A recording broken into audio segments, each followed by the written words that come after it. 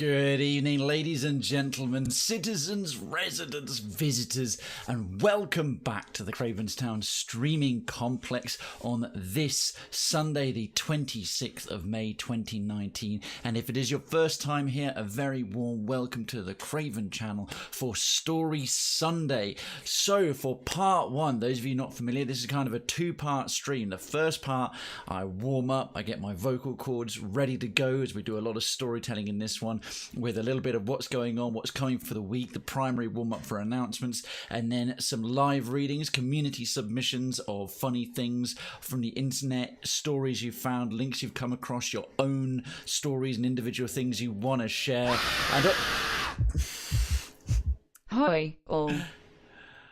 And all that good stuff. And good evening already, Citizen Piney Druid. You are very early. You are very early. That is extremely legit of you. Well done. And Citizen Darkens, thank you so much for first bitty blood, first donation blood of any kind this evening for the 75. Hoi, my name is Darkens. Have you met my friend Darkens? Biddies right there. I really appreciate it. Thank you very, very much indeed. How's tricks, folks? How's tricks? So for this part, for part one, first things I'll just but what's been going on. I've been doing about the weekend in a very quick summary sense, and since Thursday and our Tactical Thursday stream, and then a few more things. I'll go into a bit more detail, and then we'll get in on the submissions to the suggestions forum in Cravenstown. And thanks those of you who put them in. Darkens, I saw you threw in a few links. I had some from Duncan, his marker. There's a good body of like meaty content to get through today for the first part of the reading, which is really, really nice. So that's great. But yeah, Piney, Darkens, what have you been up to? What's new? How was your weekend? How's tricks? For myself, folks, ladies and gentlemen, boys and girls, friends, comrades and lovers, I went down to, across, yes, we'll stick with across. I went across to London. One of my, not my first night out, but I haven't been to too many social occasions over there in any sense since I moved away, which is now 2 and a bit months ago. Wow, time flies. It's like 8-9 weeks ago since I moved out of London already, which is crazy.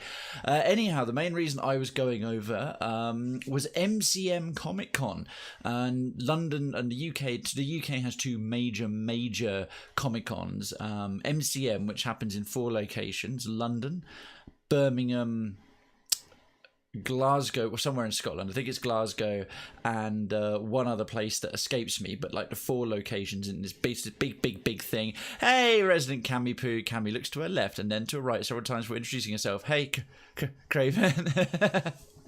Hey, Cammy Poo, how you doing? And Darkens, your weekend is going well. I'm very glad to hear it. Excellent stuff. If there's any particular highlights that you feel like sharing, do please go right ahead. I love reading them.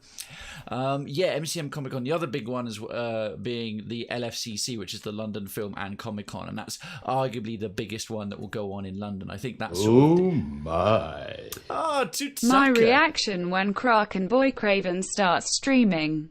Oppie up. Oh God! It's all kicking off.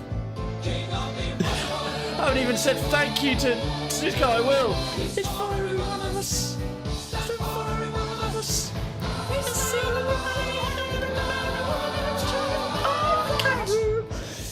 Darkens 10,000, thank you kindly for gifting citizenship to Cammy Poo, the Marky Moo. Their Cravenstown visa is approved, and you are amazeballs. Thank you so much. Your 19th gifted citizenship visa. That visa bot, that Craybot with his visa stamping robot arm goes thump in gratitude. And to Tsutsaka, good afternoon, evening, hello to you. Hello, thank you so much. Feeling frisky with the 69 biddies.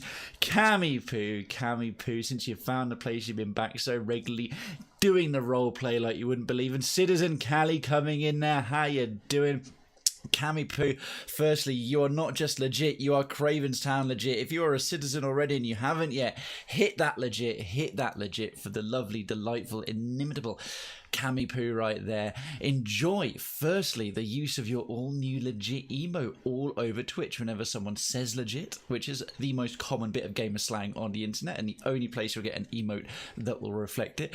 Does something you think is kind of legit, or you want to emphasize other, let's say, lesser emotes with legit, like legit hype, legit GG, legit love, all that stuff. You can make it more true and more honest. Second, wave your all-new Cravenstown town flag loud and proud every time you chat. And the longer you're with us, the more it will level up, as is being demonstrated in the chat right now by a number of my delightful long-term citizens.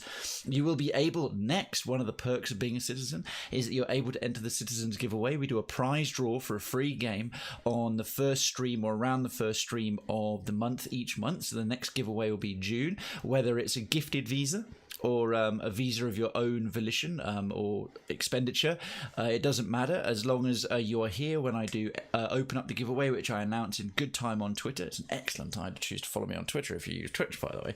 I announce well in good time in Cravenstown in the Discord. Also a great time to join the Discord if you're thinking of it. When we're going to be doing that, and provided you're here when I open up the competition and the 2-minute window ! Giveaway, you'll be entered because you have that lovely little flag by your name. Speaking of Cravenstown, if your Twitch and your Discord are integrated, assuming you use them, then as in your accounts are merged, you will automatically be assigned the citizen's role in the discount. Your name will, in the Discord, your name will appear in glorious gold, and you'll have access to Citizen Towers and the perks therein, a subs only section. And last but no means least, my undying appreciation and gratitude not only to you for being here as a loyal viewer since you became a resident, but to Darkins, one of the most dedicated and consistent, kind and generous supporters that we have here in town. So thank you so much indeed. And I should jump on top of some of those things. So if any of you are interested in the links, there is the socials with the Twitter and the YouTube and the Instagram. Instagram got busy today with all a few of the pictures from ComicCon. God damn it, I was trying to remember. And of course, there is the full Cravenstown itself, if you feel so inclined. And Cammy jumps up and down multiple times, looks to her left and right, automatically stops. Well, now I'm awesome. You always were, but now you are Cravenstown awesome. The best kind of awesome. Oh, well, what a wonderful start. Thank you all. You're all lovely and splendid, and I really do appreciate every single one of you. So, yeah, I drove down. Terror of my life driving down. I got the mayoral turbo wagon out, my little 1.9 turbo diesel Fiat Punto Grande hatchback. Goes like turbocharged shit off of a shovel because it is turbocharged. Going down the M40 towards London from the Shire about 95 miles an hour, and I got this rather startling like beep. You know, if I'm so glad I locked up in like immediate panic as opposed to swerving wildly. I would have like wiped out underneath a truck or something. Turns out just like halfway through a 2-hour journey at high speed, Craybot, you're late to it again. Oh my god, I have to scrap. Okay, no worries, Cabby, no worries. If you end up being able to leave a lurk, and you need to mute the tab. If you need to mute it, just mute the tab. The viewers still count. If you have to head off hardcore fully away, no problem. It's nice to see you. And I'll be on for about another 4 hours, so we might catch you a little bit later when you're done what you need to do. But whatever the case, it's always a pleasure having you here. Turns out my brake fluids decided, I'm getting really low now halfway. I'm starting up the car. By the way, you might want to check your brake fluid kind of thing. Halfway down the motorway into like a sort of 70-mile drive. It's just like, by the way, don't proceed any further. Your brake fluid's like really too low. Like, shit. There's not much I can do about that. And of all the quick things to fix an engine that can go a bit wrong, it's the most annoying one to deal with because your oil, fine, you put some more oil in, you check your dipstick, you find screen wash, whatever, you top it up. Coolant, whatever, you top it up. They're not sealed. Brake fluid, you have to drain it properly and do it all and pump the brakes. It's a total pain in the tits. So that was startling. The main thing that panicked is the warning sign is the same damn symbol as the handbrake. So I suddenly thought, why is my handbrake on at 90 odd miles an hour down the road? Like, ah, and then it turns out no, it's just also the thing it used. So that was really quite unnerving. Oh, we've already got a hunt underway. Let's jump on that. Let's teach those plated dust vipers some lessons in manners. Anyway, yeah, got up early doors, got to London XL, east side of London, the wrong side of London from where I am as far as I'm concerned, but the London XL exhibition centre, and MCM ComicCon. I only booked a one-day ticket this time. The previous time I went last October, because it's twice a year, I got a full weekend priority entry, and I never got there in time to take advantage of my priority entry, and I kind of ran out of things to check out. But the first time for me last year was the first time at MCM, so I was like overwrought by everything. This time I knew what to expect and what was going to be going on, and so on and so forth. It was fine. It was there wasn't as many things I was interested in seeing and doing. I've also learned that personally for me, this is no judgment on what anyone else likes to do with Comic Cons and how they like to spend their money. I find the queuing up for the major sort of celebrities, like the people who are really, really established, rather than long-time people whose shows are on 30 years ago and they just kind of they get by on the convention circuit. But the people who are like really high profile, their photos and autographs are really quite highly priced for how long you get with them and just what you get to say. It's boom, boom, boom, boom. They rattle through them really quick. So I like to go if I spend my money on anything, to spend money on things that I can't get even online, or like bespoke little bits and pieces or something rather cool or something I actually need. I've also gotten out the habit of buying ornaments and plastic toys. Really, I've got enough like little lying around toys and all that. They're really cool in the moment, but you suddenly think that's just going to gather dust unless I can put it on the wall or maybe have it as a decoration. So I like to get things that I can enjoy again and again and use and so on and so forth.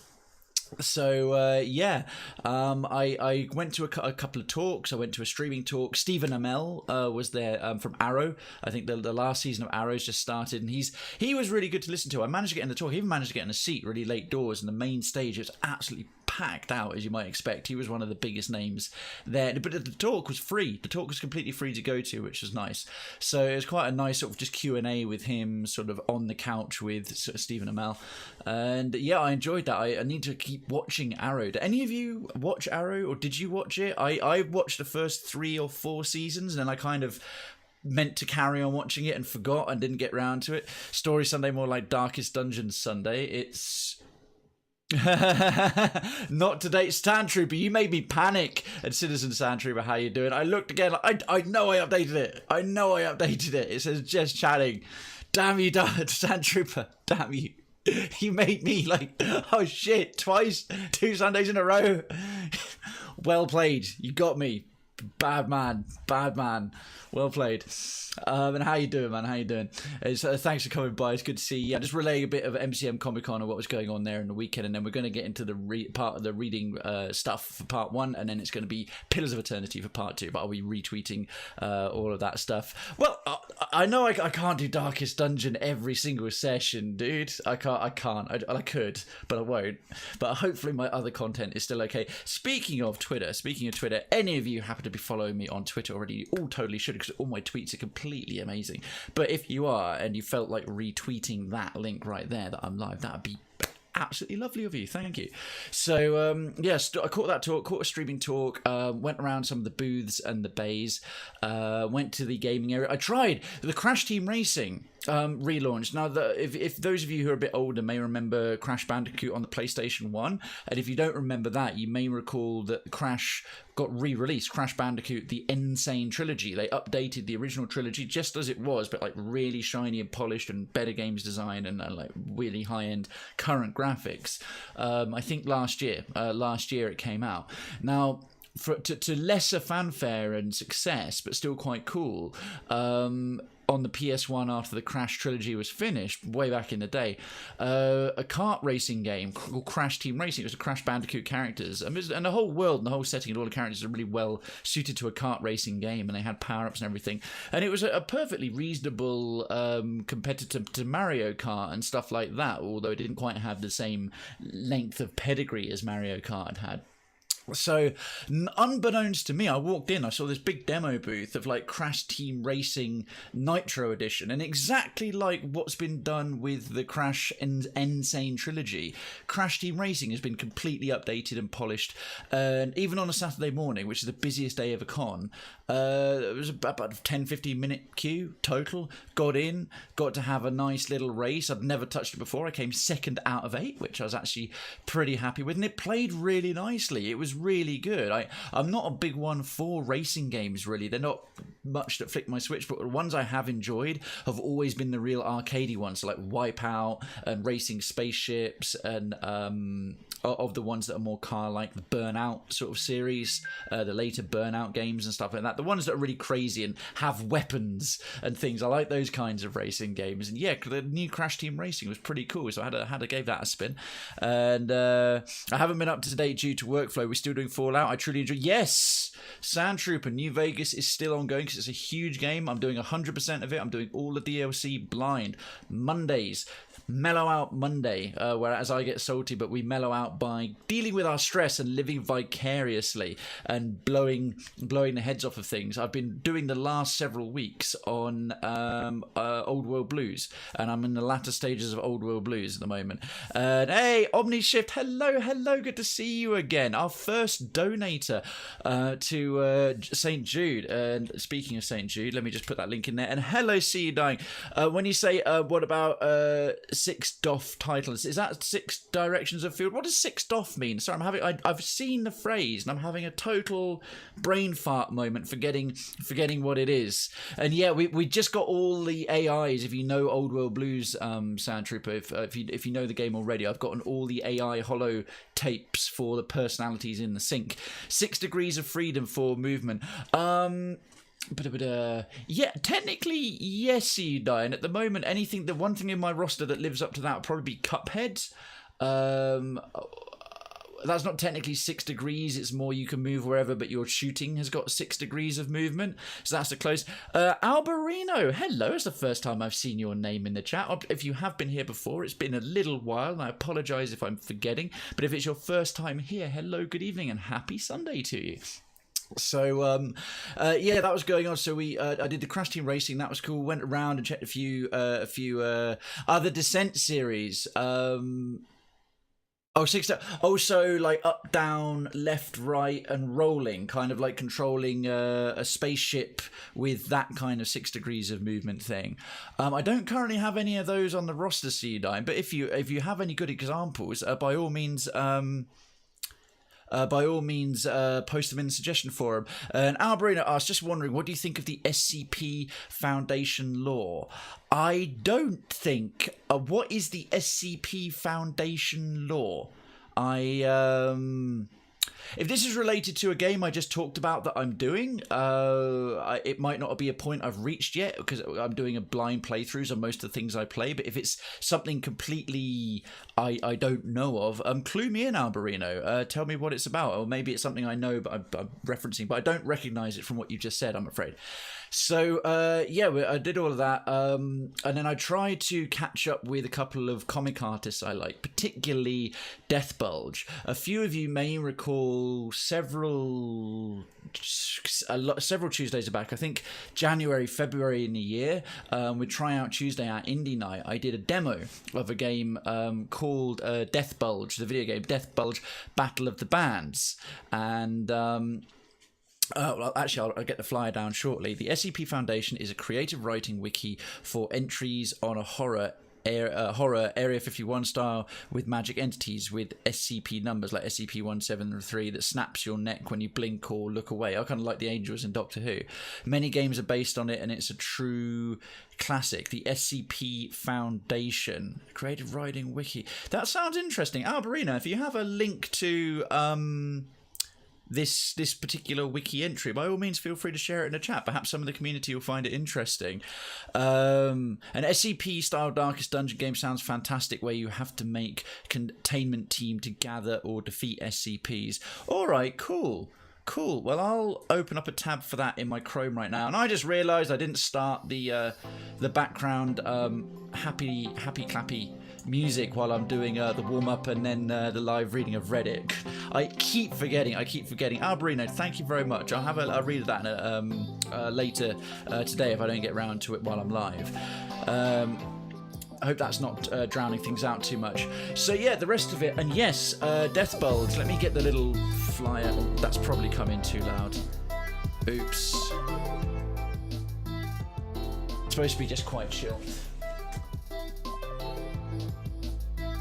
Sorry, getting a nice, delightful view of my my t-shirt hanging down there while things are going on. So.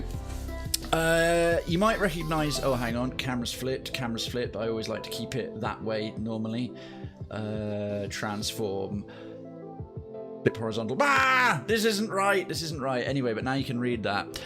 Death Bulge, the video game. You may remember the characters and the whole setting of that. We were running around this like forest full of really beefy, muscular trees, and it's from what's rapidly become like my favourite webcomic over the years. It's by this British guy. He actually used to live like 15 minutes from where I used to live in London.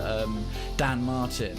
And he was going to be at MCM all 3 days, so I made sure to catch up with him, because when we were streaming the demo of the Death Bulge video game, it got successfully backed on Kickstarter. I was one of the backers, and it looked like it was going to be really cool.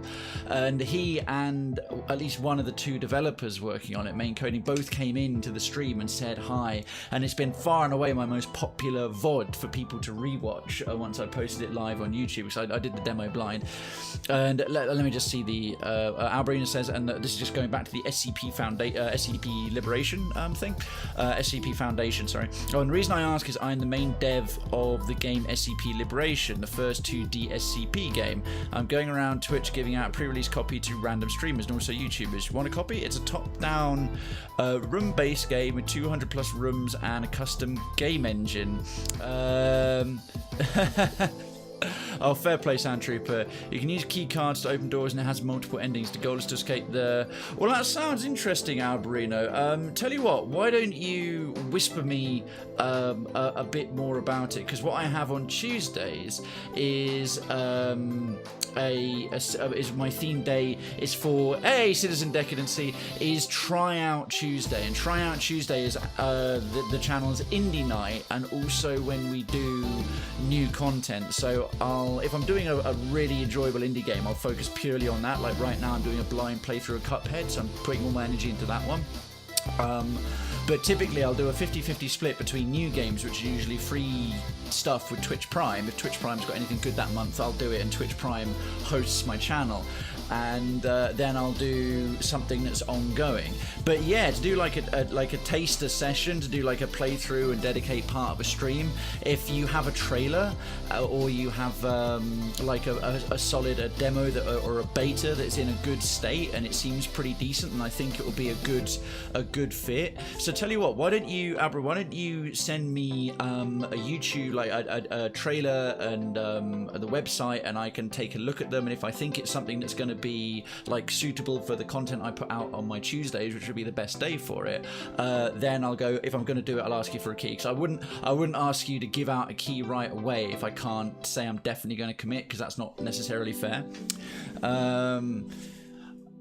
Mark Heenstar. I don't know who any of those people are, but that sounds excellent. And you can use key cards to open doors. Cool. All right. Well, that's as much as I'll. That's what I was suggesting. If that works for you, then awesome. Perhaps we can take that further. And thanks for thinking of me. I really appreciate you coming by and sort of going, hey, I've got this thing. Would you be interested? Yeah. So shoot me some more deets, and I will check it out. And Citizen Decadency. How you doing? All right, cool. Well, like I say, yeah, put that stuff in a whisper, and like when it's if it's in a state able to do that, then that's cool. So yeah, with the Death Bulge thing, it took me ages to find Dan's stand. It took me absolutely. Oh, sorry, I can't stand having this the other way. I'm just going to flip this back. It took me ages to find where he was. He had this real narrow little thing, which is weird because he's an incredibly popular webcomic guy. I figured he'd have a bigger space, but he had his little booth, and he saw me coming, and he's like, "You're Krayven, right?" I was like, "Hey, you remembered? Thank you."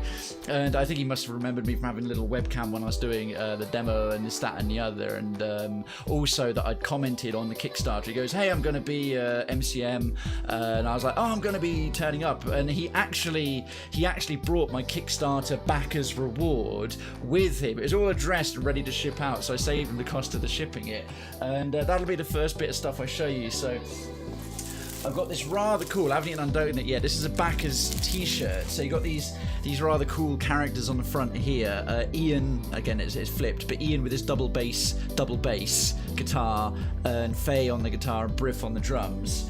But you've got this, let's crack this bad boy open. Always love showing off a bit of swag after conventions, but this I didn't have to, I'd already paid for it, so this rather cool, sorry that's muffling my face, this rather cool Death Bulge t-shirt with Ian and Briff and Faye doing all their bits, and I'm going to be definitely wearing that each time I stream the whole of Death Bulge Battle of the Bands, which is looking to be out and ready sometime in 2020. So there's a little way to go with it. And also I now own all of his books, as he's released a few a short form comic and then a couple of books so far. So I think he only started the comic in about 2013, 2014, something like that. And I threw an extra $15 to get a copy of, I should flip this again, shouldn't I, if I'm going to hold some more stuff up to the camera. Idiot Krayven wasn't prepped enough. This is Premium Treats. This is it's fairly thin, but it's a cool compilation of all his long form comics. So he's done some like longer ones that have got these ongoing stories. He did an advent calendar one that like goes over multiple pages as they bust open like this advent calendar bit by bit, and it's really well done. So I got that and a t-shirt as along with access to the Discord and a few other perks of being, I think $65 I backed. It's 50 plus a 15 bonus. So I got Premium Treats. I already have one called Horseback Earth Smack or Horseback God Smack, which was a one shot he did about the 4 horsemen of the apocalypse going to a house party and like checking out the earth and hanging out on earth like one night before they actually trash the entire, they destroy the whole planet.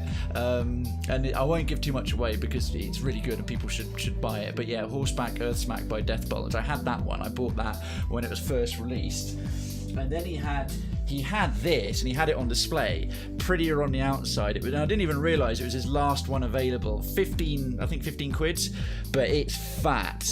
It is thick as hell, and it's just loads and loads and loads of his comics. I mean, a good chunk of these, obviously, you can see for free on the website, but I've already been going through it, and there's loads in here that I never saw on the website. So he's the first webcomic artist where I own all the stuff he's actually produced, which is quite nice actually. He's British guy, and his sense of humour is really British, and he writes in like with our slang and stuff like that, and I just really like it. And it was nice to see him. And I've saved the best till last. He was also doing bespoke drawings.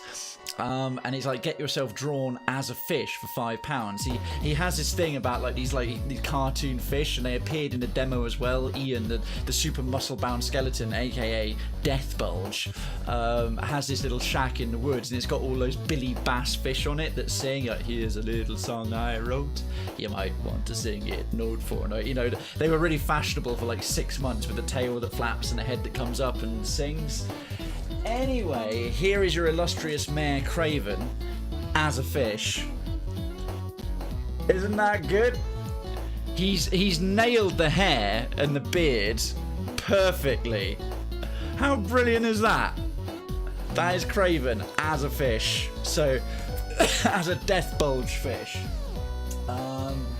And yeah, rest of the day, I caught up with a couple of other bits. A crayfish is literally... Oh, Darkens wins pun of the stream. That's got to go up in... I'm going to put that up in fan art as a crayfish with C/ref Darkens pun of Story Sunday. It is brilliant. It's awesome, isn't it, Omnishift? Yeah. So I just like, that was really cool. That's what I love to go to conventions for. You go around the comic alleys and you see an artist doing a bespoke thing. You're not going to get that anywhere. Like he spent more time on that and able to talk to him than like 10 meet and greets, and it was £5. So I mean, on the back of that, and the fact that he brought my swag from the Kickstarter to the convention for me, I was like, I'm so buying like the rest of your stuff right there. I was like, just like, it was really, really good. He's such a funny guy as well. So I'll just tag that bad boy back up. Go back in my notice board. There we go. So yeah, that was already cool. Unfortunately, most of the rest of it, I just like went around and tried out a few more things. There's loads to see and do at the XL. I sort of knew what I wanted to look at. The only thing I was a bit gutted I missed a few of the cosplay competitions. I had to leave early because I had to go up to North London and get back into the city centre for a very nice thing. I was doing mini golf. I was doing late night mini golf and cocktails, but it meant I missed the MCM cosplay championships, and like the best of the best cosplay is there, and I like seeing good cosplay. I don't have the time to make my own. I'd love to one day, but I managed to snap a couple of pictures, and obviously the pictures and stuff are in the various cosplay catwalk. If you hadn't already, I've put a few up in there in Cravenstown, in the picture canals, and some in the regular photo gallery. So yeah, the whole day was overall pretty nice. And then your illustrious mayor went out on a pretty good date with mini golf and drinks. So that was the rest of it. Managed to get enough. The car made it back. I got some fresh coolant in. Bought a kit to bleed the bloody brake fluid and everything else. I managed not to die on the way back, although I have once again... A wise decision. Oh, Alberino, thank you so much for the follow. Residency to Cravenstown is granted. Lodgings are being prepared. Please ignore the screams. And sorry, I just asked, what kind of gun should my recontainment unit have? They are an MTF unit that are sent to the facilities to secure SCP entities and evacuate the site staff, and kill any threats. They are more army than the hazmat level shit. But they're going to kill the threats rather than contain them. Acid guns. I would love to see some sort of bioplasma that melts everything. Or you could have acid guns that sprays them out and gets them all laced up on drugs, and have all the whatever they are, the SCP entities tripping balls. It's 4:47 a.m. Brina, you must be quite a bit further east than where we are. 4:47 a.m. Jesus, get some sleep. Acid guns, blatantly, like kind of totally tripping balls. Acid guns. I'd play that. I'd totally play that if it was done well. Yeah, so no, that was the rest of the weekend. So with that wound up, just a little bit of swag there. I didn't come back with as much as I did from TwitchCon EU, obviously, but it's been a fun weekend. Except I hate the North Circular, the London North Circular, which is the main road through that goes around the top of Greater London, especially Western Avenue going out towards the rest of the country. I hate that part of London with a passion bordering on the psychotic, and this weekend did not do anything to change that at all. I got turned around wrong 3 times despite having a GPS, because fuck that whole section of insanity. Absolute insanity. Big acid guns like an acid grenade launcher plates. I give them P90s and I'll add an acid gun in some storage cell or something. Oh, do it. That'd be amazing. Alright, we've had some really cool submissions. We've had some really, really great and nice submissions, I think. So let's crack on with a little bit of the Krayven Reads Reddit directly. Where's my first one? Straight into Cravenstown. And don't forget, folks, in the Discord, you can submit any in the Streaming Complex district, the Streaming Complex part of town, in the suggestions forum. I've got several. Let's see, we'll start off with Duncan was the first one with malicious compliance. Let's see what we've got here. So if you don't already know, this is Krayven Reads Reddit with my reasonably decent reading voice. Okay. And this is in malicious compliance. If you don't know what malicious compliance is, it's people conforming to the letter but not the spirit of a request. So posted by user Jaffa 4 days ago. 4 days ago, it's already got 9.6 thousand likes. You're in Australia. Bloody hell. Oh my goodness, now I pronounce it, Alberino. P90s are good indeed. So, I was writing about this for something else, and I thought you all might enjoy it. Edit, yes, it should be losing, not loosing. Man, my dyslexia, damn it, to heal. I like it. Just 2 seconds, let me check the Right. How's the background music levels, folks? Is that okay? Because it always comes through different for me. Right, so I work on the railway as a guard, so my job involves checking and selling tickets, giving people travel information and advice, and most importantly, keeping them safe and looking after them if there's an emergency. Sometimes this means telling them off if they've got their feet on the seats as well. I was working a train down from London one afternoon, local fella, UK, checking tickets and trying to be helpful when I came across a gentleman in an otherwise empty coach who had his feet on the seats and massive noise-cancelling headphones on his head. I asked if I could see his ticket and if he'd be so kind as to remove his feet, but of course he couldn't hear me. I asked again, slightly louder, and again he ignored me. I took my carriage key and used it to rap upon the window, creating a loud and clear knocking sound that normally cuts through headphones and sleep alike. But even this did nothing. So, the final resort. I took a firm grasp on the back of his seat and gave it a shake. This was enough to get his attention. "Good afternoon, sir," I said. "Tickets, please? And would you mind keeping your feet off of the seats?" "What the fuck do you think gives you the right to disturb me?" he said. "Well, sir, it's my job to check your tickets, so if you'd be so good as to show me yours, I'll be happy to leave you alone, but I still need you to take your feet off the seats." "Oh, fuck off, you Jobsworth," he said while getting out his tickets. "I don't want to be disturbed again, do you understand?" "Absolutely, sir, but please take your feet off the seats. Or how about we put a newspaper down first, or you could take off your shoes perhaps. It's extremely reasonable." Grumbling, he found an old newspaper and spread it out on the seat opposite before placing his still beshoed feet back up. "Also, sir," I said, "it might be a good idea to turn your headphones down a tad, otherwise you might not hear important announcements." "I've made it quite clear that I don't want to talk to you. Now fuck off." Now, one of the key skills of my job is knowing when to pick your battles, and I had no desire to make more work for myself by dealing with this gentleman, so off I fucked. A few minutes later, I had a call from control, letting me know that due to a signalling issue further down the line, my train was going to be diverted just after our next stop. Oh, I know where this is going. As a result, we would be missing out about 90% of the stations that we had been due to call at, and would be running directly to our final destination. I called up my driver to let him know about the change in plan, and then made an announcement to my passengers. Typical British Rail, shit like that happens all the time. Let me just take a quick pause there, catch up on chat. One of your favourite subreddits, Sea-Dye's a good one, isn't it? I figured with the time difference. That is racist. I've never even seen a barbecue. Sorry, Alberino. We don't talk like that. No, it's my horrendous impression of an Australian. It's the same way the Australians do horrendous impressions of us. Music be a notch lower. Sorry, who's... Yeah, fair enough. Hey, Fusendi, any lads? Me, maybe? I'm a gentleman. And people should be removed and charged a ticket fee yet again if they fail to provide. Alright, cool. Oh, right, yeah. This guy's, yeah, sorry, I'm a bit slower at checking the chat when I get into my reading mode. My bad. So, I made my announcement to my passengers. Good afternoon, everyone. This is your guard speaking.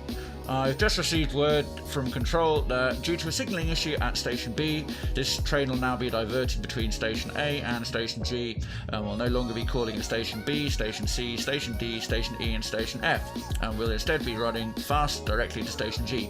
Any passengers for Stations B, C, D, E or F should change at Station A. If you have any questions, I'll be walking through the train, so please do not hesitate to ask. Thank you. Music be a touch low. Yeah, good. Hopefully I've not... a touch low. I just turned it down on my bloody headphones, didn't I? Right, let's knock it down a fraction more. Sorry about that, Darkins. There we go. Hopefully that's a little better. And so I walked through the train talking to the passengers, making sure that they all understood what was going on and where they would now need to change in order to get to where they were going. Some of them were understandably annoyed, but I did my best to explain it all to them and let them know that it was beyond our control. By the time I had walked through the train, every single passenger knew exactly what they needed to do. Well, all the passengers but one. We arrived at Station A, and quite a lot of people got off. I had an 8-coach train, and now only about 20 or so passengers, so it was nice and quiet. I made one last announcement about the diversion, then shut the doors and gave the driver 2 on the bell the signal that we were ready to start.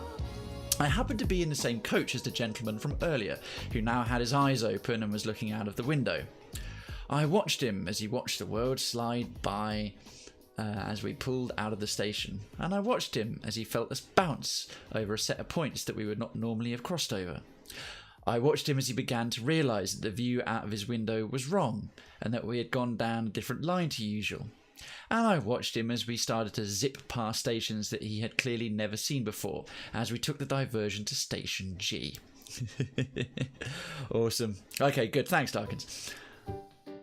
After a few minutes, he walked up to where I was sitting in my little guard's office and asked me what time we were due to arrive at Station B.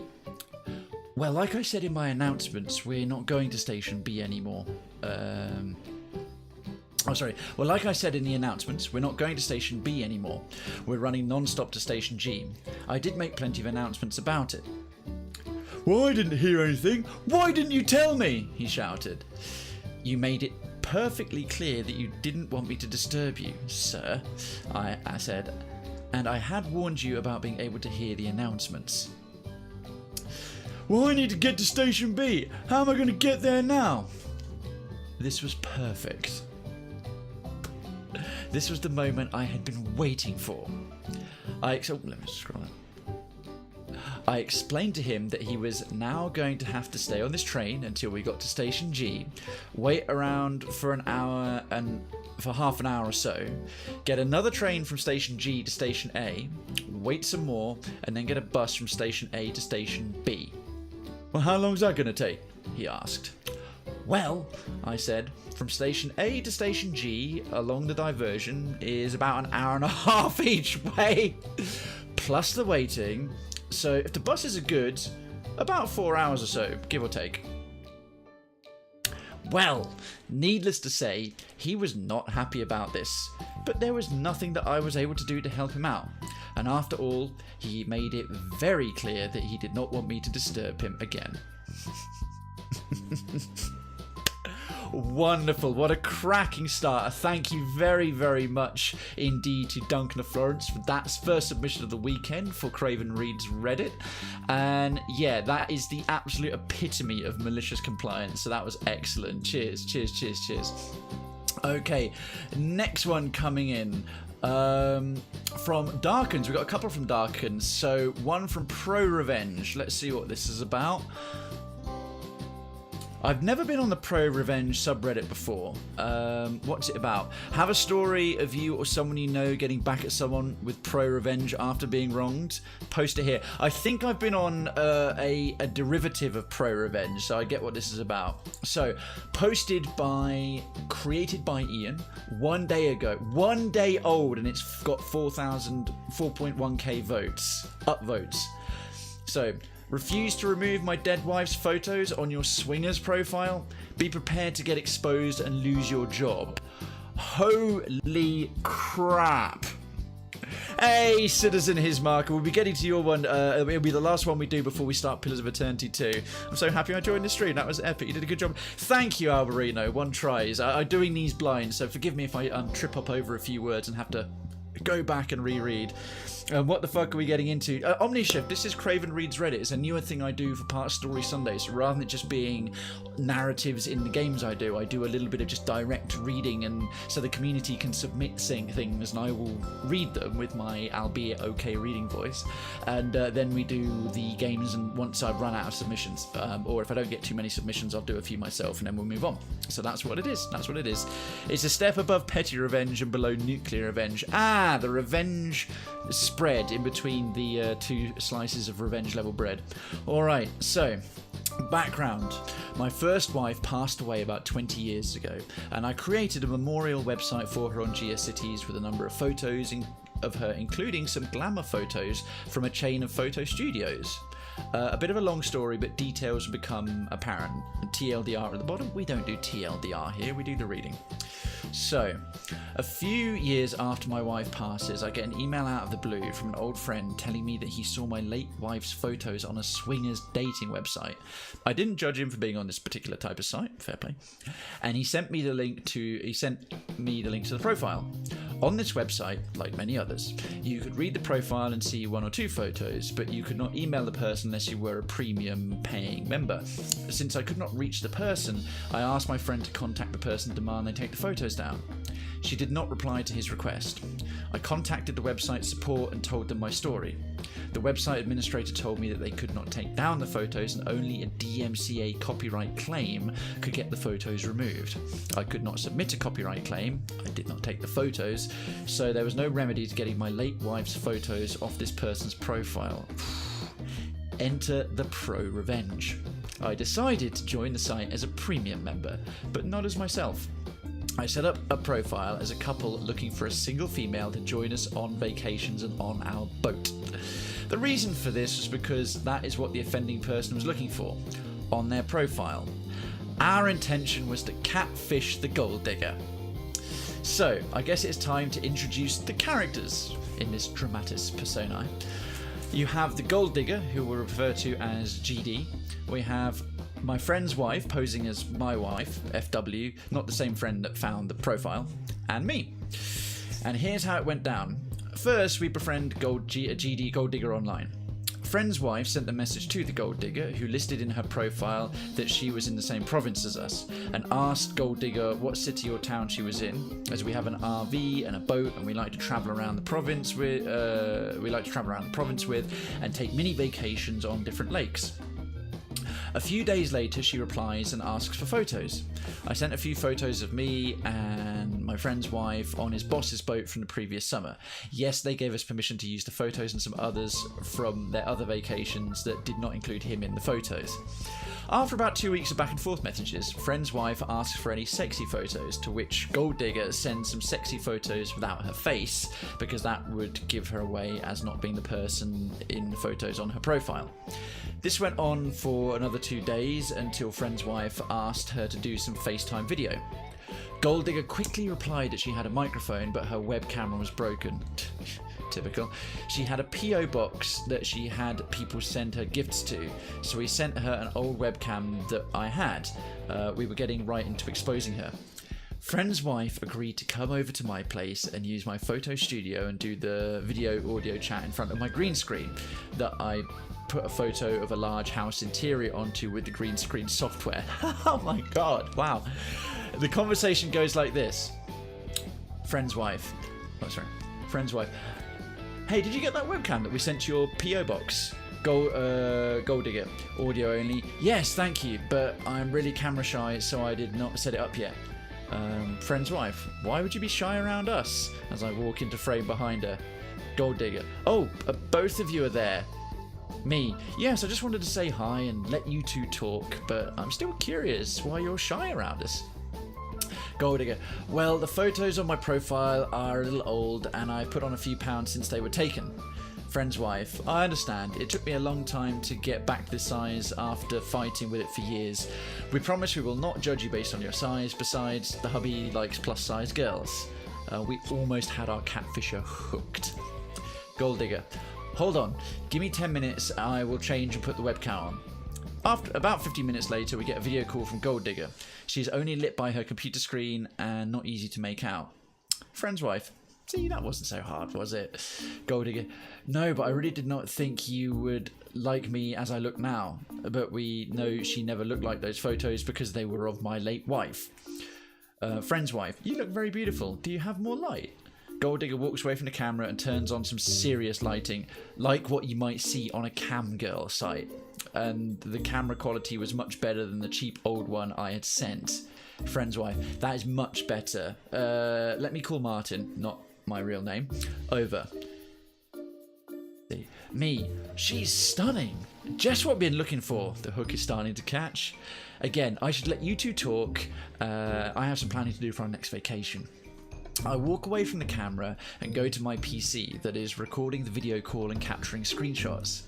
I suspect that this gold digger is not just looking for some suckers to take her on expensive vacations, but that she also does cam model work as a BBW. Cam models can make a lot of money because some dudes see them as being easy.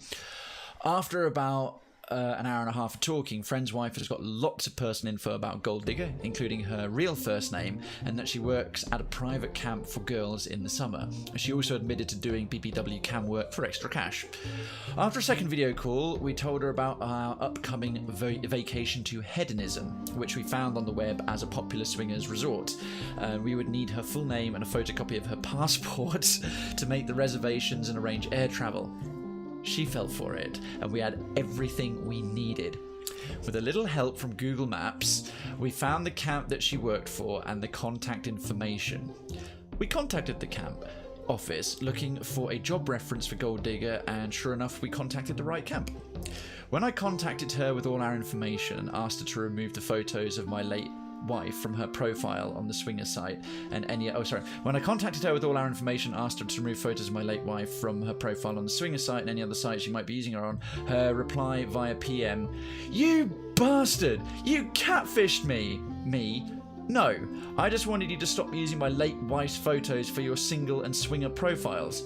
Gold digger, those are my photos. Me, no they're not. I have your real photo and you do not even look like my late wife. Gold digger, even if I found them on the web, even so I found them on the web, so they're free to use because they're public. Me, so by that logic, the images I have of you in your underwear on cam are public too.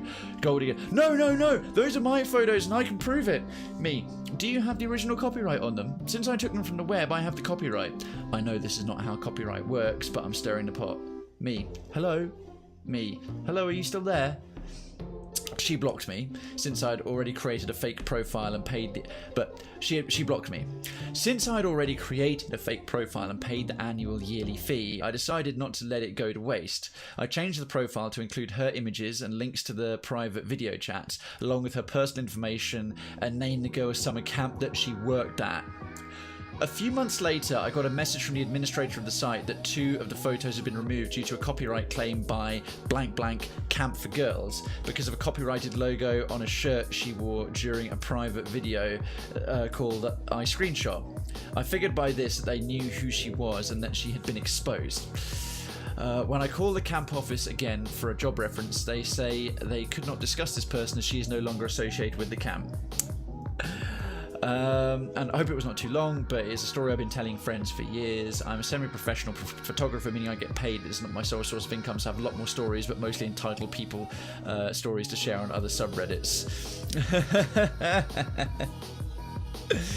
I meant the title of the upcoming story scares me a little. That was pretty epic. And yeah, the TLDR version, just forgot a summary because that was a long one. Gold digger steals photos from my late wife's memorial package and uses them on a swinger's contact site. She and site refuse to remove the photos. I create a fake profile to catfish her and get her personal info. She shows her real self on webcam. I screenshot and eventually post them on a fake profile with her real info. What gets her discovered is that one of her photos has someone else's copyright on her shirt. They DMCA take it down. She is exposed to her boss. Fantastic. Absolutely bloody marvellous. Right, next one also from Darkens. Another Pro Revenge. Another one from Pro Revenge. That was a solid one from Pro Revenge. Oh wow, this is good. We've got some good long ones here. I think we'll be able to get by today purely on submissions alone. So, this was posted by the Freezing Noob 15 hours ago. 251 upvotes so far. A very tame pro revenge, to be honest. I thought it was pretty good. It got her fired, it catfished the gold digger late wife thing, but it's not nuclear revenge. It's not nuclear revenge. The next one I put up does have grammar issues. No way. I will try and read around them, Darkens. So, try to get me expelled from university. I get him expelled and make him move to a new country.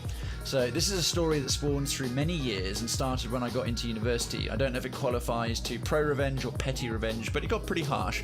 I'm posting here and let you guys decide. Some info before I start. So fake names. Tim, my best friend. Bob, the asshole that I took revenge on. So think of like think of that. Hi, I'm Bob from Undertale, and Miles, also my friend, who I met through Bob, the arsehole. Okay, let's do this. I enrolled in a degree in the university of my country when I was 18. I loved the subject, and I was always very active within the community of the area. It's important later. That's very small, since it's only taught in 4 places in the whole country. Also important. When I started taking a degree, it was in a different city from where I lived until then. So no friends, not even from my city, as I was quite shy and I didn't have many friends at that point. So I ended up making some friends, and 2 of them and myself were quite close. Myself, Tim, and Bob, the arsehole. Had the same interests, same opinions on a lot of topics, and similar hobbies. But most of all, we all loved the area, and we really wanted to get a degree of it. I guess loved the subject and wanted to get a degree of it. Yeah, the grammar's not great here. But for about 2 years, we were almost inseparable. In that time, myself and Tim met Miles through Bob and became quick friends. So there's the Tim and Miles are the ones who are friends, and Bob's the arsehole. But in the beginning of our 3rd year in university, Bob stopped talking to me and Tim, like completely. Not even a glance. He'd still talk with Miles, but just out of the blue, he acted like we didn't exist anymore. To this day, both myself and Tim don't know why, and never got an answer when we tried and asked Bob. Now, I'm not the nicest guy in the world, and I've done some stupid shit, but I, for the life of me, don't know what we did. But although it sucked, we got over it. After this, Bob started hanging out with other people in our class and starts bad-mouthing us to everyone who would listen, saying we were pulling down his grades because we made him go out and miss classes, that we are basic degenerates, and making every effort to make everyone against us, or simply don't... and he's making every effort to turn everyone against us, or simply not want to talk to us. One of the things Bob claimed was that we cheated in our exams to get good grades. 2 things in there. I personally never cheated in an exam, and I got reasonably good grades. I'm not genius, but good. Second, Bob was the only one who that cheated in almost all his exams. The sad part was he didn't really even need to. He was a good student, but would always cheat to try and get the best grade possible. And the ways Bob cheated were crazy. Like, it would give you less work to actually study, kind of crazy. Some of the most inventive were, Bob had long hair, so he would put an earpiece with the cable running inside his clothes and made recordings of the study material in different tracks, put them in his phone and basically listened to it during the exam. When phones were not allowed, some teachers would take them before we started. Bob would write the cheats in paper and then bring them to the exam inside his sock, and would take them out and put them back as he needed them. So crib notes, basically. Or cheat sheets, rather. The best one, when teachers allowed us to bring sheets of draft, Bob would get an invisible ink pen, write on them, and then use ultraviolet light to cheat, and many more. Let me just catch up on a couple of things there. Hey, welcome back, Cammy. Dark and English is not his native language. Oh, I feel like a bit of a dick. Sorry. Would you watch the most funny video if I sent you one? It's like the most funny thing. I would. Alberino, I'll tell you what. I'll have to save that because I don't have a YouTube playback thing. I can maybe try and set them up. And Cammy walks in looking very paranoid with her eyes wide open. Hey, guys. No eyes right. Let me see if I can get it. It becomes epic halfway in. I'm gonna go to bed. It's 12 past 5 a.m. and I have school. Alright, Alberino. Tell you what, PM me the video. Maybe we can do it next Sunday because it'd be better for you to be able to be here to watch it if you want to see it on the stream. But yeah, just whisper me that video along with the info about your game. Alright, take care. Thanks so much for becoming a resident Krayven sound. Hopefully see you again soon. I'm on Sundays, Mondays, Tuesdays and Thursdays on my normal streaming days. And Crack Dealer 75. Good evening. That is an impressive username there, Crack Dealer. How you doing? Cool. All right. I don't for Monday. Alberina. Bye. And Saint Savages, a 26-year-old Doomer, reporting in. Doomer, is that a phrase for Doom video games? Doom video games? As in like playing Doom? Or is Doomer something that the kids say that old crusties like me are not au fait with because we're simply not lit or on fleek enough? But hello, Saint Savages. Welcome on into the stream. We are doing a bit more Krayven Reads Reddit today before getting on with Pillars of Eternity 2 for part 2 of Story Sunday. Welcome, welcome, welcome. So, and then he's done the cheating things and many more. Again, myself and Tim didn't give much attention to it. We didn't cheat and the bad mouthing didn't get to us. as our group of friends didn't care, they knew the truth, and the new people entering into our degree course would talk to us, although some would hear what Bob said and start hating us without even knowing us. During our studies, myself and Tim, along with other friends, decided to run for the Students' Association of our degree course. In our university, there was a central Students' Association, and then each degree had its own representatives in a smaller SA. Tim ran as president, and I was vice president. Bob decided to run against us with his friends. During the campaign, Bob did everything to try and make us lose, from bad-mouthing us and our friends to trying to make us hit him. He started insulting us to see if we would react, because to be in the Students' Association, you needed to be a model student, so no starting shit and other stuff. We ended up winning by a hair, like 5 or 6 votes. Bob went mental, accusing us of cheating in the voting, putting in more votes, changing them in the counting, because I was the one on the booth that day. The process goes, each person puts a person on the voting booth along with a member of the central SA to keep an eye on things to see if there isn't any cheating. He makes a formal complaint to the Central Student Association saying we cheated, which needs to be investigated and delayed us becoming the official Students Association. His complaint didn't pan out, so we got to business. All our run as Student Association, Bob would constantly complain about everything we did, making shit up, running to Central Student Association and to our teachers to make them take us out of it. Now, we knew our teachers very well, and our degree course was small, like 40 people each year, so the teachers knew almost every student. As a member of the SA, I talked to the teachers a lot to ask for help in activities, for the contact details of people, and they knew myself and Tim very well. So they would tell us when Bob was complaining, and we would have to explain every single time. And you can tell but I can tell you are a bloomer. A bloomer? What's a bloomer? And Piney, yes, folks, if you're not already aware, for the remainder of May, I am raising money, just to take a quick pause there, for St. Jude's Play Live. The big St. Jude Play Live campaign has been organised by Humble Bundle. You might have come across numerous streamers raising funds for it. We have a small donation goal. We're only a little way into it, but it's had a little boost recently over the weekend. If you were thinking of throwing anything my way in any way, shape or form, whether it be bits or redoing your citizenship, becoming a citizen for the first time, or a straight up donation, my dono button, my tip button does not go to me. It will go straight to that link, or you can use that link. I think you have to copy paste it. I'm not sure how it comes up. Actually, let me check, because it comes up weird on my phone. Good, it does come up properly in chat.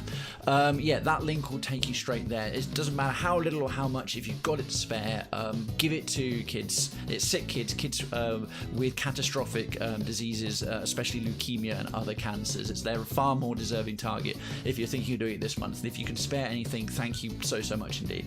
So, shit hits the fan. But the worst was yet to come.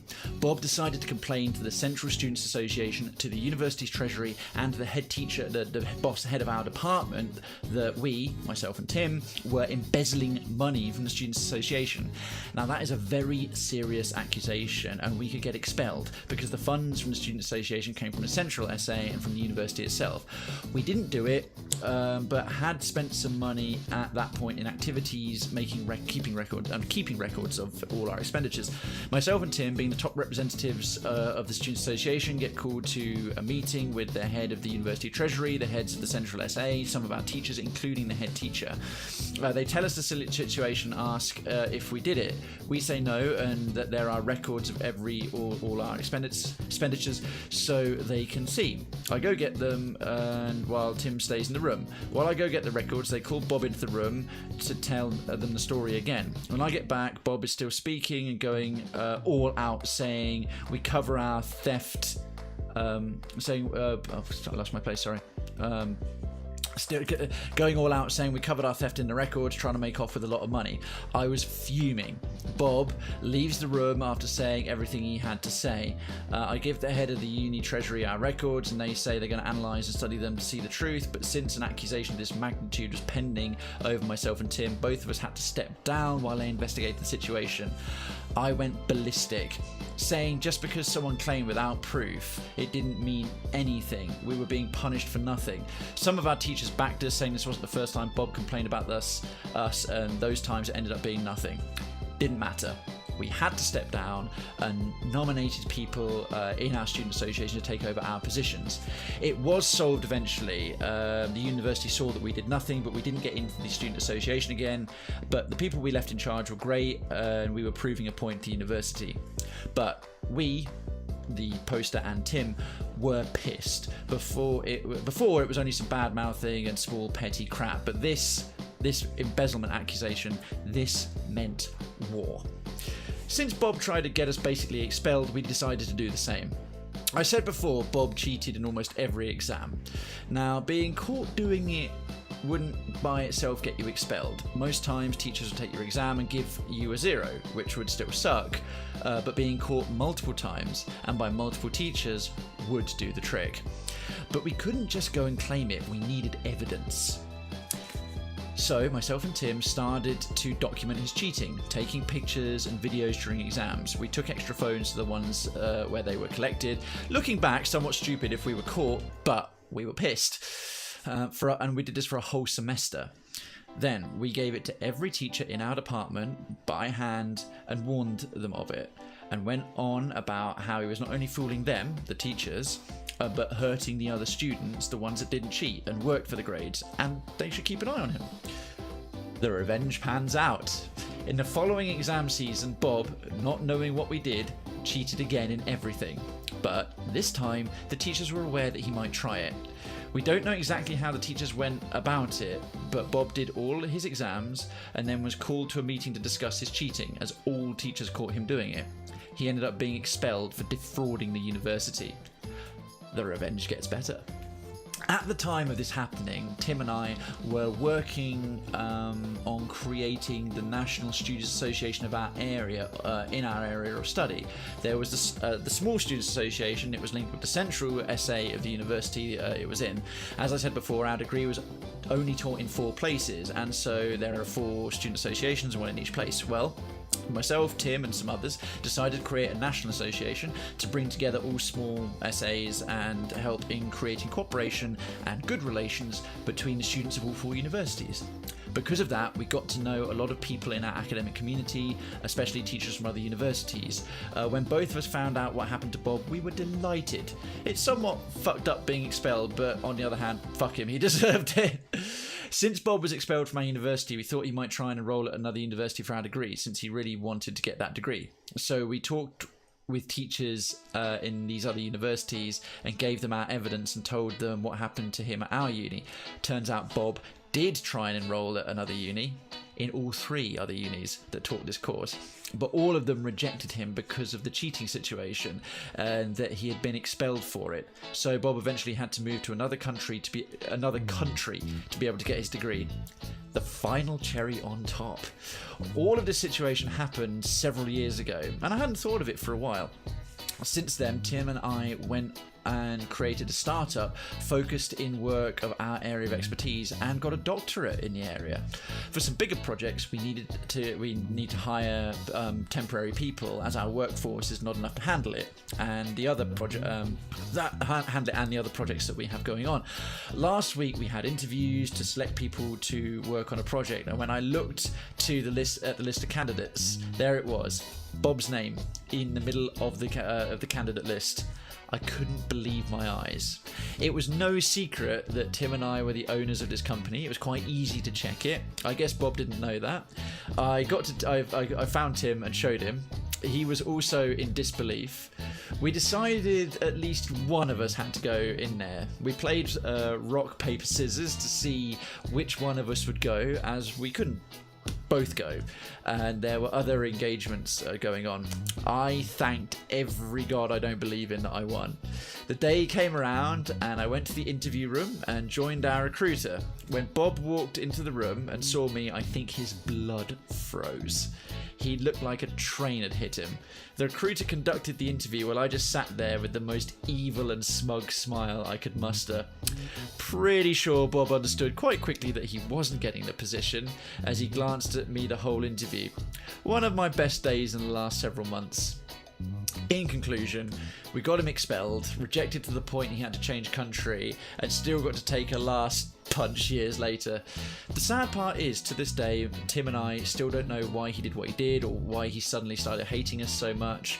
Although I don't regret what I did, some part of me still thinks it all could have been avoided if we, myself, Tim and Bob, but just talked it out at the time. Very, very true. Very, very true. All right, wow, that was I think that one is definitely pro revenge. Okay, we got a couple more and then we'll move on to part 2. So good old Tifu. Oh, I see what you mean, his mark. He reckons both. Well, I'll do this first one. These are next to the last couple are from his marker. So I've got Reddit Tifu. Today I fucked, let's see. And if you don't know what Tifu is, it's an abbreviation of Today I Fucked Up, and it's a fantastic channel. We've got a quicker one here. You would have hired him. Ah, his marker. So, today I fucked up by getting jizzed on by a rabbit. Outstanding title already. Obligatory, this happened 3 or 4 months ago. We have 2 rabbits, one named Lily and the other one named Jon Snow. Oh, sorry, who posted this? You Spin Me Right. User. What the hell? Yeah, that's sorry. Oh, that's a bird.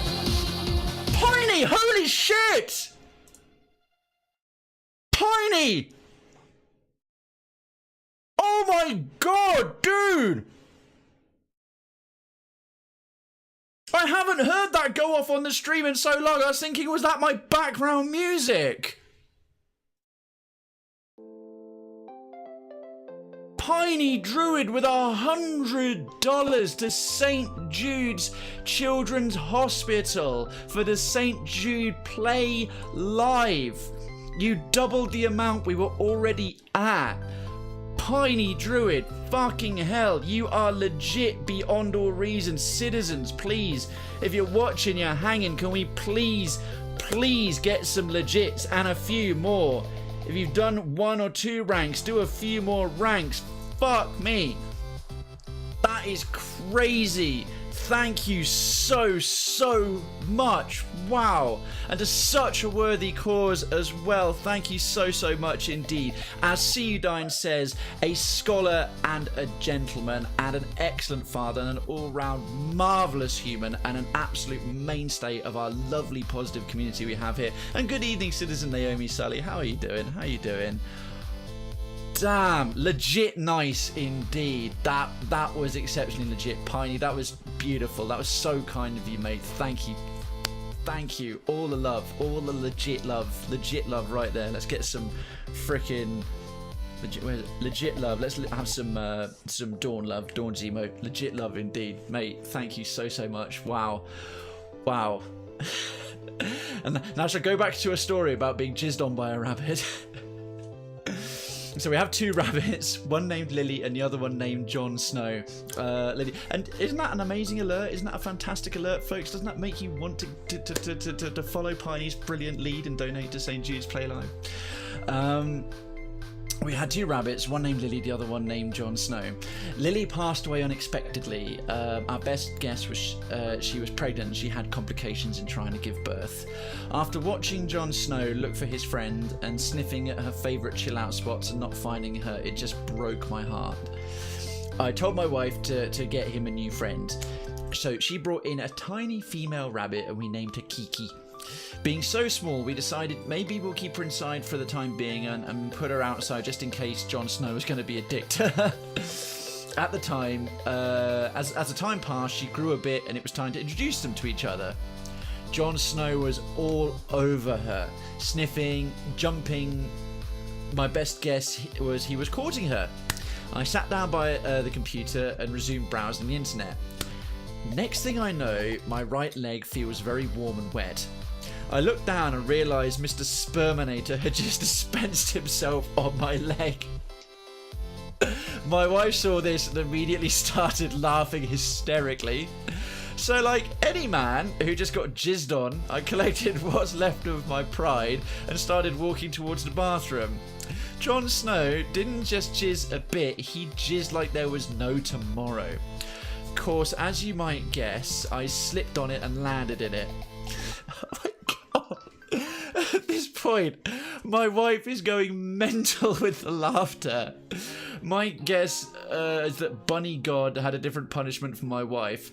She managed to fall from the sofa and split open her right cheek. Oh shit.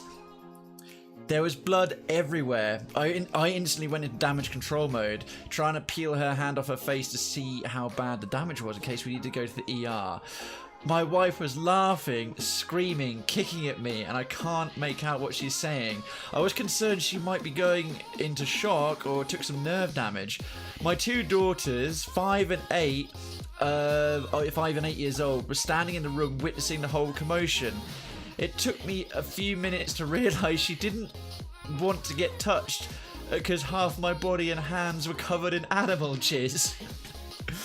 We had a fun visit to the local clinic where I had to tell the whole story. My wife ended up receiving a 6 to 8 centimetre scar on her right cheek. Fucking hell. Snow and Kiki are happily living together. My children seem rather undisturbed by the whole experience.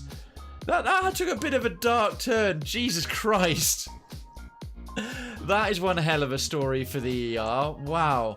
Alright, folks, and our last story for part 1, also from his marker.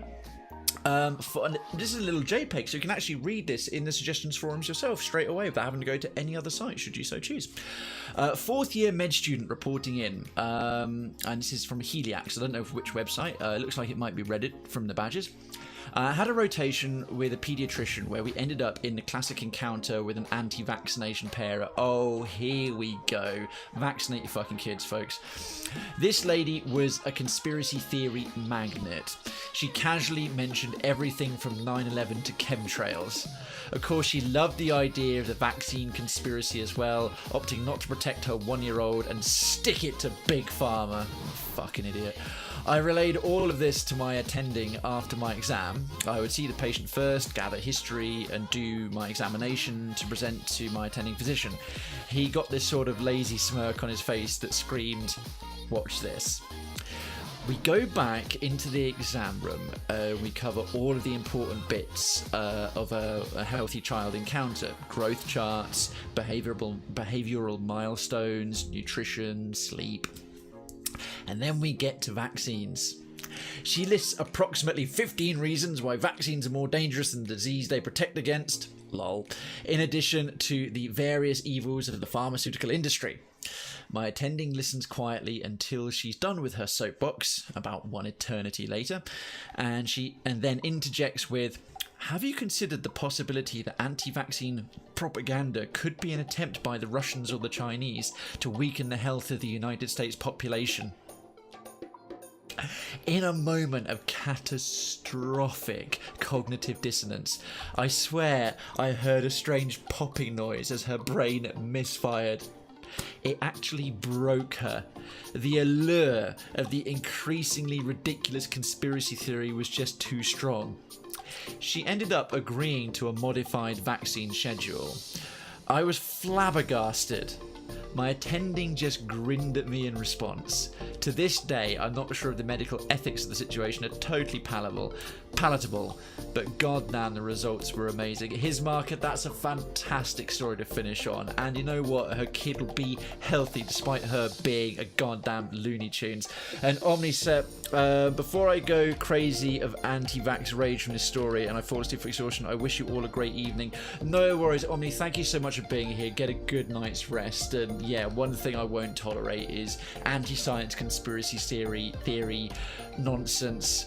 All right, excellent. Well, what a fun. Wow, we've had a good when are we we've had a good sort of hour and 20 minutes between a warm up and a bit of story and a good number of stories, folks. Thank you, all of you, his marker, Darkins, and Duncan today for some great submissions. I hope I've done justice reading them and you've enjoyed hearing me do them.